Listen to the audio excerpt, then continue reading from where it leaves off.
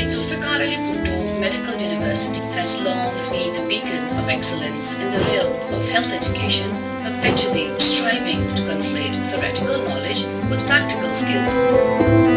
In 2014, the university started formal function. When we started, we had only 300 students who were transferred to us from various universities. But today, I am very proud to announce that our number has crossed